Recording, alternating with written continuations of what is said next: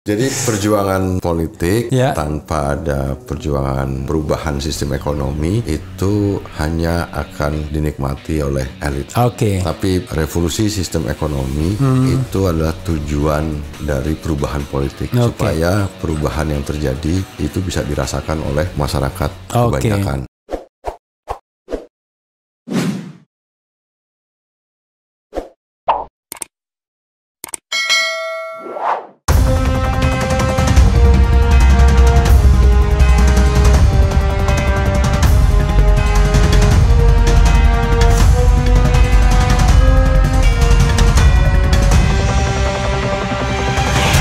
Menempatkan dalam konteks kekinian gitu, bahwa perjuangan Serikat Dagang Islam dulu kan juga nggak mungkin kita terapkan di sini kan, pasti kita harus sesuaikan dengan teknologi informasi, dengan digitalisasi, dengan new normal, dengan segala macam gitu. Jadi dan semangat itu mudah-mudahan juga membawa aktualisasi nilai-nilai baru tentang Islam, terutama di Tapi Indonesia. Jangan salah. Serikat Islam lah yang pertama kali menuntut Indonesia merdeka, kalau tidak salah. Iya. Jadi kalau dulu Budi Utomo itu tahun 1908 kan, yang di awal dianggap sebagai kebangkitan nasional. Kedokteran distofia aja. Iya, padahal itu organisasi priai sebenarnya yang kita tidak menginginkan. Cuman pada waktu itu dia gerakannya kultural. Tapi yang gerakannya politis itu Serikat Islam ini sebenarnya yang menuntut Indonesia merdeka pertama kali itu. Jadi mudah-mudahan dengan semangat itu saya akan berkiprah untuk mengembalikan lagi nilai-nilai itu, dan mudah-mudahan ini juga bisa menyadarkan kepada pikiran-pikiran yang tadi kita kritik tadi terhadap cara pandang yang sekarang dipertontonkan itu, melihat Islam dari segala macam. Nah, kita sekarang malah mendorong, sebenarnya sekarang Indonesia punya kesempatan yang besar sebagai pasar Muslim yang terbesar di seluruh dunia. Ini harusnya ada peran dari masyarakat, dari kita yang sekarang terjadi luar biasa. Perhatian, minat dari seluruh dunia, dari negara-negara siapapun, negara di Timur Tengah yang menghubungi kami gitu. Untuk menanamkan investasinya. Semua orang kaya di seluruh dunia sekarang berkepentingan terhadap pasar Muslim dan nggak perlu juga khawatir tentang tipologi Islam seperti apa. Nggak ada yang sama di dunia ini Islam itu. Kan sebetulnya gitu. Beda-beda tetap, ya kan? Menarik sekali ya. Karena itu seperti fase Rasulullah ya, dari dakwah diam-diam, tapi tiba-tiba langsung diperintahkan untuk dakwah terang-terangan. Mudah-mudahan. Tadi Mas Ferry diam-diam soalnya. Ini kok tiba-tiba tertarik ini sama Islam. Ternyata sekarang Serikat Islam. Jadi itu perkumpulan ya Serikat Islam. Organisasi kan. Tapi kan ormas, tapi perkumpulan Jadi ormas tertua juga itu, karena itu masih ada hubungan benang merahnya dengan Syahos Cakrawaminoto. Dan dengan Pak Kiai Haji Saman Hudi. Jadi besok kita akan menyelenggarakan kongres di Solo. Untuk kembali mengingatkan tentang pentingnya sejarah berdirinya Serikat Islam itu. Jadi saya nanti tetap di Dewan Koperasi Indonesia untuk saya buktikan bahwa saya masih berpedoman terhadap ekonomi Pancasila ini. Jangan lupa ekonomi Pancasila itu the founding father-nya adalah Hatta, ya kan? Hatta itu seperti dua streamline dia, pemikiran nasionalistik dan islamistik. Ini kan orang yang sangat alim sekali, bahkan lebih alim dari orang Muslim sendiri. Yang maksudnya dari tokoh-tokoh Islam tuh dia alim juga, itu alim banget tuh. Dan saya ngurusin pasar. Jadi memang satu tarikan nafas, ngurusin pasar, ngurusin koperasi, kemudian ngurusin Serikat Dagang Islam atau Serikat Islam, ya satu tarikan nafas tuh. Gerindra nggak diurusin lagi? Ya masih, tapi itu kan urusan dalam wilayah. Gerindra wakil ketua umum ya? Wakil ketua umum. Dan mudah-mudahan, kenapa sekarang saya juga ingin dan merasa penting untuk menyampaikan tentang perlunya revolusi sistem ekonomi politik kita, ekonomi kita ya ke ekonomi Pancasila, sistem ekonomi yang lebih Pancasila. Memang kita tuh harus kembali ke kita. Revolusi ini. Sekarang pertanyaan saya, pernah nggak sistem ekonomi Pancasila terwujud? Itu nggak pernah kan, belum kan? Ya, tapi itu secara konstitusional masih seperti itu. Tapi ya, maksudnya kan gini, saya ingin dulu kita masih ada dualisme. Jadi dalam era sebelum ini kan ada dualisme.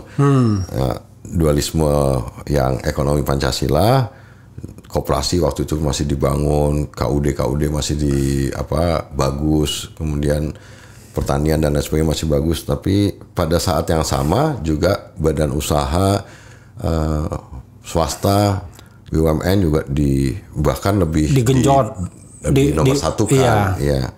Nah sekarang koperasinya udah hampir relatif bisa dibilang hilang. Lebih kecil andil karena peranannya. Zaman Orde Baru masih lumayan kita lihat KUD gitu-gitu kan. Iya. Sekarang sekarang secara tidak langsung BUMN-isasi itu tidak menggambarkan ekonomi Pancasila. Itu etatisme itu. Iya, oleh karena itu sebenarnya menarik bahwa Mas Refli dalam situasi new normal dan digital ini justru sekarang koperasi ini bisa bangkit lagi sekarang. Oke. Bisa menguatkan fungsi dan perannya. Ya contoh misalkan KUD itu sekarang sudah bisa mendayagunakan aset-asetnya mereka lagi gitu. Karena sekarang memang dalam perkembangan e-commerce ini semua perusahaan-perusahaan e-commerce maupun pabrikan dan prinsipal itu berlomba-lomba nyari gudang, dan salah satu yang paling banyak memiliki gudang-gudang yang dekat dengan masyarakat itu adalah KUD ini. Jadi ini membawa satu momentum baru tentang kebangkitan ekonomi rakyat ini, dan ekonomi rakyat itu identik dengan sistem ekonomi Pancasila. Iya, memang sistem ekonomi Pancasila itu memang menghendaki koperasi sebagai sokoguru bahkan dibilang kan. Jadi ekonomi kaki tiga itu kan. Swasta, koperasi, negara. Tapi sekarang cuma negara dan koperasi, negara dan swasta saja yang besar. Sementara koperasinya parah. Padahal koperasi ini harusnya menjadikan sokoguru dia. Oke. Nah, itu kita harus bangun, dan saya tetap mau di garis itu untuk menggalang kekuatan pedagang pasar, kemudian KUD, kemudian koperasi, dan kemudian juga Serikat Islam dalam pengertian bahwa ini adalah satu tarikan nafas yang dulu membawa satu keadaan yang seperti dicita-citakan oleh para founding fathers kita, bahwa itulah sebenarnya yang kita.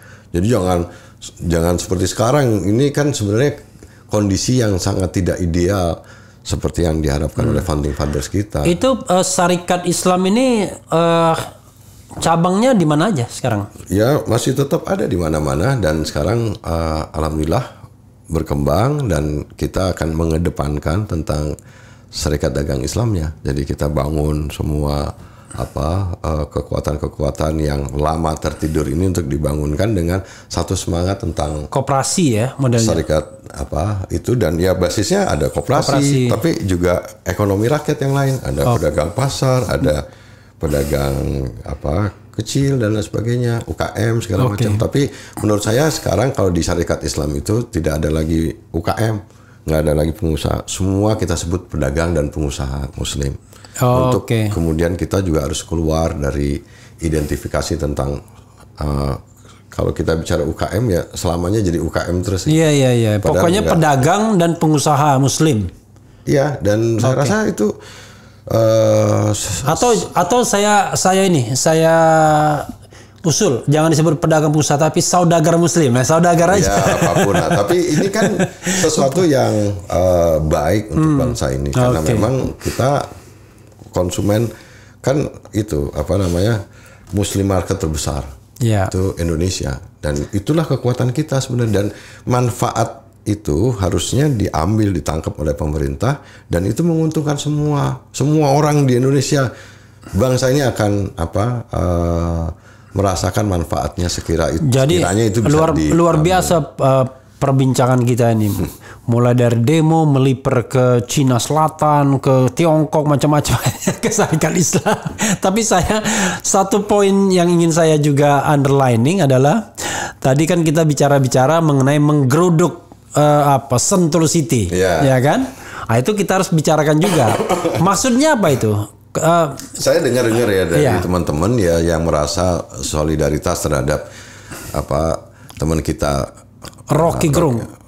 No Rocky, no party. Iya, dan oleh karena itu memang sebenarnya soal sengketa dan konflik agraria ini memang persoalan yang nggak pernah selesai di negara kita dan cenderung tidak pernah selesai dan tidak pernah mau diselesaikan untuk menghindari penyelesaian sengketa dan konflik agraria itu. Padahal dalam semangat reforma agraria yang diamanatkan oleh Undang-Undang Pokok Agraria tahun 61 itu menjelaskan tentang pentingnya penyelesaian sengketa dan konflik agraria di luar distribusi tanah tadi kepada tahun 60 kalau nggak salah undang-undangnya. Tahun 61. 61 ya? Iya. Undang-undang Pokok Agraria, lupa saya malah. Nah, itu adalah sesuatu yang harusnya juga dilakukan oleh pemerintah kita. Sebenarnya Pak Jokowi punya kesempatan untuk benar kan? Undang-undang nomor 5 tahun 60 peraturan 60. dasar 60 pokok agraria 60. Dan bukan sertifikasi seperti sekarang. Kalau sekarang kan sertifikasi itu kan pemberian administrasi kepada petani yang punya tanah. Iya. Gitu.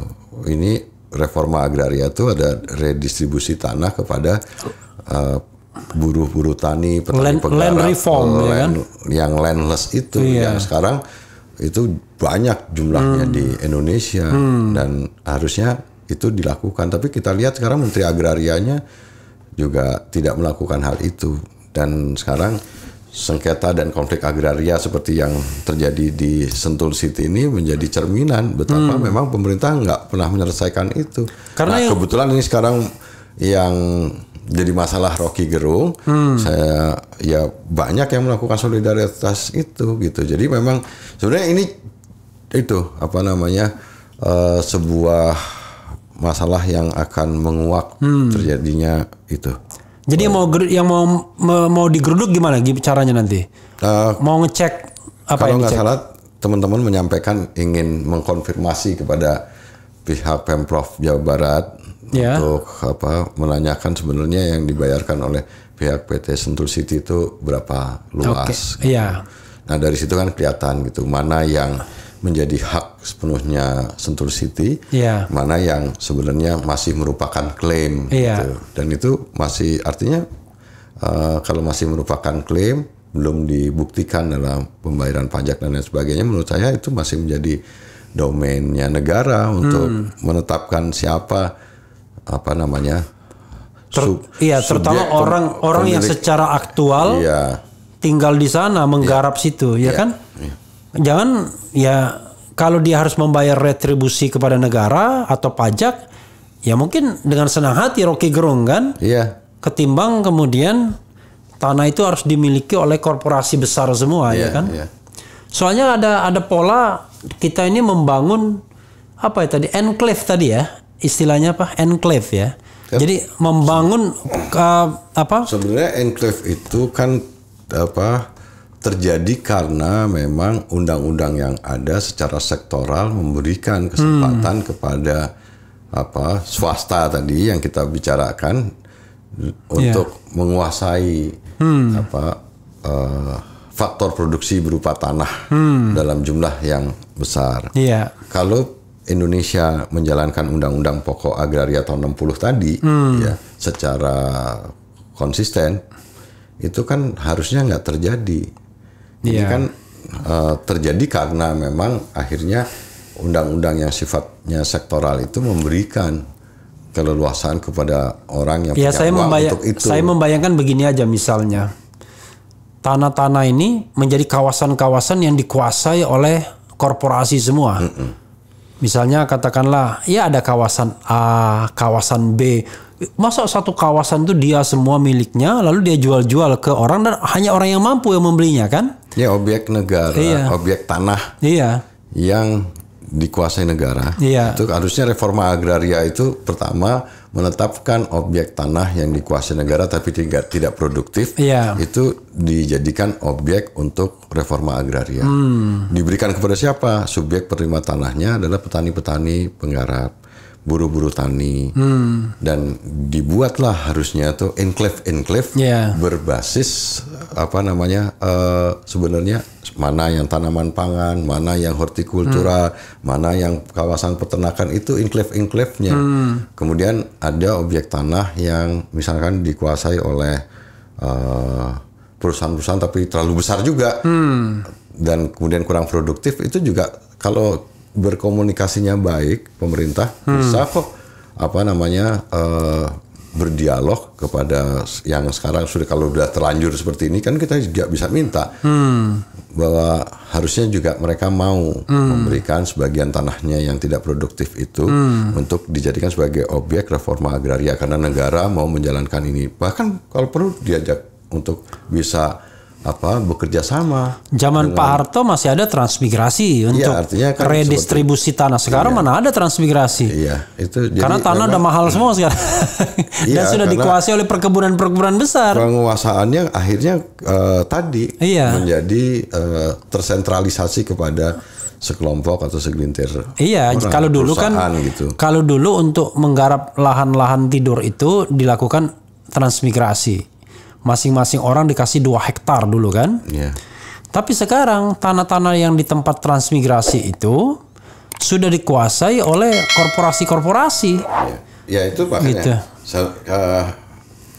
kita juga nggak gini loh. Kalau Pak Jokowi mau sebenarnya pemerintah sekarang nih punya kesempatan masih untuk mau itu melakukan reforma agraria seperti yang tadi saya sampaikan dan juga mau menyelesaikan sengketa konflik agraria yang ribuan kasus nih sebenarnya. Ini terbengkalai dari tahun ke tahun dan tidak diselesaikan.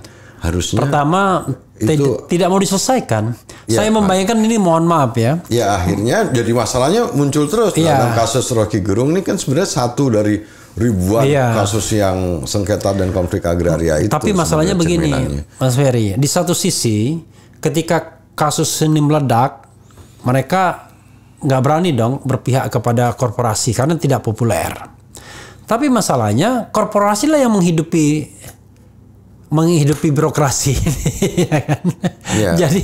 Jadi mungkin sudah banyak menerima pemberian dari korporasi itu. Kan kita gini, coba kita misalnya di suatu daerah, kalau ada perkebunan besar, pertambangan besar, pasti dia jadi ATM. Gitu. Menurut saya ini kan memang harus ada satu kekuatan. Apalagi pilkada. Kan selalu begitu kan? Makanya itulah hegemoni yang menurut saya penting untuk diluruskan kembali. Sehingga mereka merasa percaya diri karena akan dibantu oleh siapapun yang menjadi kepala daerahnya kan? Dan menurut saya penting untuk kekuatan rakyat mengorganisasikan kembali untuk bersama-sama mengingatkan ini karena memang nggak boleh kekuatan elit ini terlalu menghegemoni karena tadi itu bahayanya kalau kemudian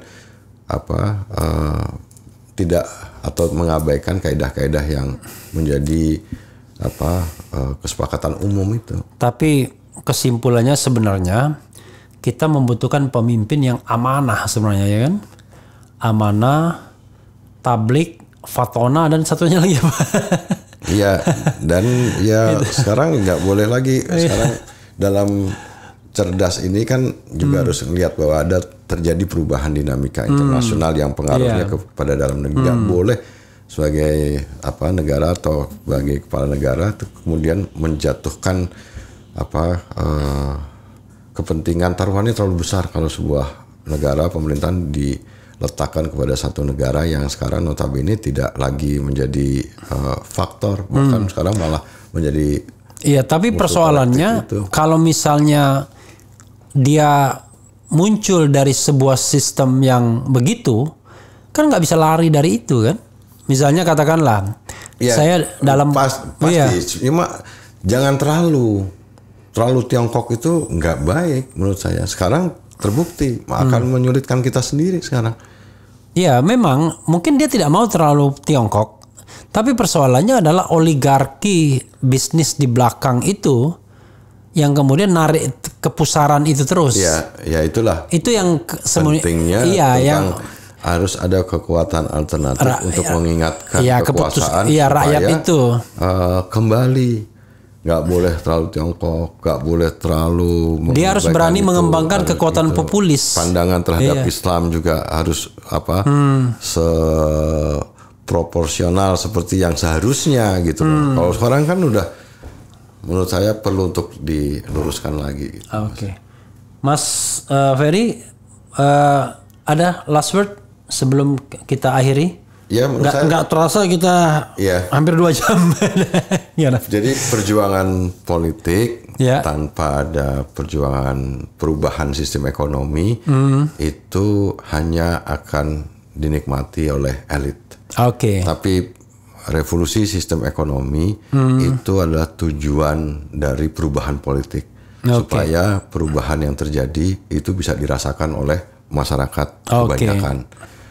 Dan dalam mewujudkan itu ya kita harus berani menyatakan pendapat sebagai salah satu yang terpenting dalam demokrasi, bahwa memberikan penilaian, menjelaskan fakta-fakta kepada masyarakat, apalagi kepada penguasa, kita harus tetap berani. Meskipun misalkan pemerintah atau yang berkuasa menggunakan tadi undang-undang ITE atau menggunakan institusi keamanan dan lain sebagainya, kita nggak usah harus takut. Tapi justru kita harus berani menyampaikan bahwa yang dilakukan oleh yang berkuasa dia salah. Gitu. Nah, tapi memang perlu kekuatan. Caranya kita harus mengorganisir kembali kekuatan kita gitu. Jangan terpecah-pecah gitu. Ya, mudah-mudahan takdir sejarahnya akan amin takdir sejarahnya akan menuju kebaikan ya. Jadi sobat era sekalian, memang berbicara yang lurus dan benar itu sering, bukan salah diartikan, sering dimusuhi. Tetapi hanya pemerintahan yang tidak lurus yang memusuhi orang lurus. Hanya pemerintahan yang bengkok yang memusuhi orang lurus. Hanya pemerintahan yang korup yang mendinai suara kebenaran, ya kan? Jadi hal-hal yang benar kalau dimusuhi oleh pemerintahan, maka sakitnya itu bukan di suara itu, tapi sakitnya di telinga pemerintahan sendiri yang barangkali dipengaruhi oleh entah itu personal interest, ya kan, dikuasai oleh segelintir oligarki politik dan bisnis. Ya Mas Ferry, terima kasih banyak ya. Sama-sama Mas. Saya senang nih.